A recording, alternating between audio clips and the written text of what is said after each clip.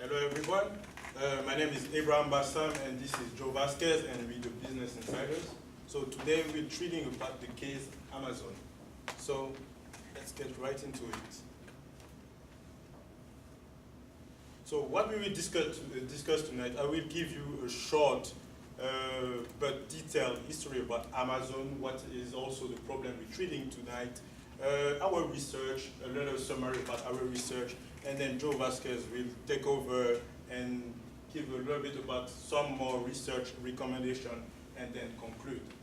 So, about Amazon. So this is our purpose statement that I invite you to read as I speak.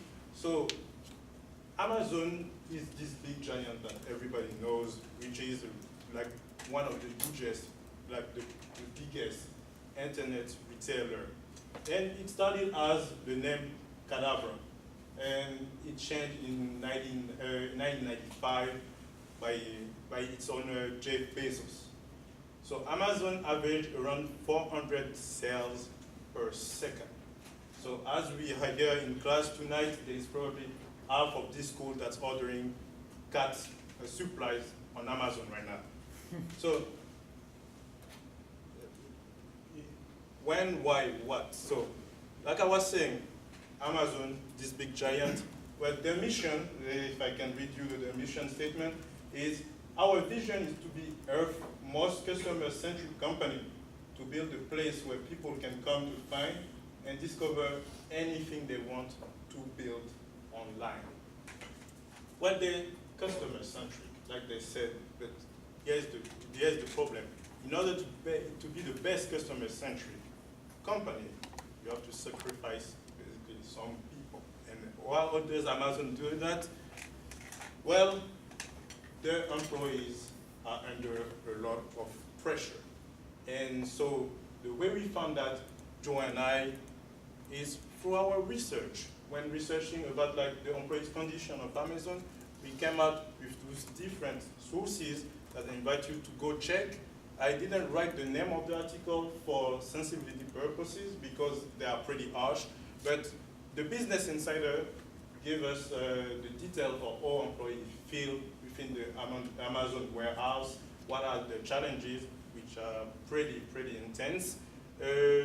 Camcode, which was one of our big source, is actually have been made for after the Amazon, basically after this Amazon Intel scandal, which is literally a guide to how to keep a good warehouse and how to like keep your employees happy within a warehouse.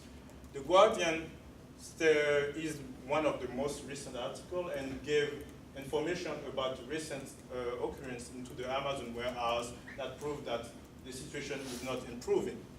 And the Amazon warehouse staff survey have been made earlier this year, and we had recently access to the results, and we were able to see what percentage of those Amazon employees were feeling like felt that they were in a difficult environment.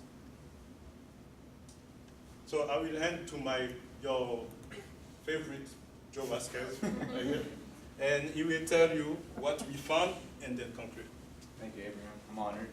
Okay, with that research now, we'll discuss like what we found, basically with the employees of Amazon and how they felt about the work environment. So, I guess some points of emphasis or key points that I want to discuss are like the employees' opinions on the work environment. So, some complaints that have been stated before, like the break time is cut short by security screening and walking to the break room. So, like in the warehouse, I guess they're scattered all out throughout the warehouse, and the break room is at the farthest side of the warehouse. And this is like not just the one in, I think it was the United Kingdom, but it's like mainly every warehouse around the world. And so with that, they have to plan ahead in advance and like walk at least 5 minutes just to get to their break room. And by that time, they only have 5 minutes before they have to walk back. That way they can get back to their schedule and like their orders and be on track to finish their orders. Another thing that they complained about was that employees are scared to use the restroom because of fear of lack of productivity. With that being said, Amazon tracks their employees by having like timestamps on each location that they go to throughout the warehouse. So picture this, like if you're a Walmart employee and you are in charge of picking up an order that was placed online, you have to go to the store, in the store and around every location and pick up what they ordered. And basically, if you fail to meet that by the time that you guaranteed it, basically you're going to be penalized for that. And so that's just a brief summary of how that goes. So some recommendations that we have offered and that we've heard from like the Guardian is basically promote group work or like shifts work. So like Amazon has different shifts, like first, second, third shift, I believe, from what I read. And yes, as a group, instead of like individualizing employees, you should have like the set goal for all your employees to meet like a certain amount of orders per day or per hour, however you wanted to divide that up. And so another like point of emphasis I want to offer is maximizing efficiency of and like utilizing your space well. So basically,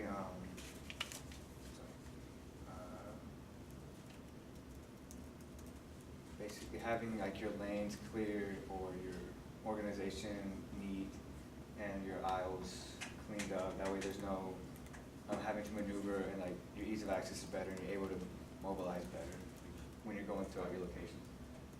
Okay. And so our take on it, like our advice for Amazon is that we want to help them by like listening to their employees and like their complaints, because after all they are the workers and they know what's best for them, like how to be more productive and more efficient in the work environment, and what will allow them to be happier and not complain as often as we've heard before. So basically try new ways of efficiency with them.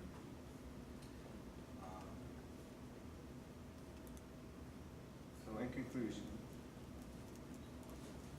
I'm going to summarize basically what we just discussed. So our recap, with so many orders and sales, there's 400 per second, the pressure on the employees is enormous to get orders out per day, and failure to be productive is a huge fear of theirs, and so that's why they don't even bother using the restroom or taking that many breaks in the first place. Employees lobbying for more working conditions, or better working conditions within the warehouse. That way they feel welcome there.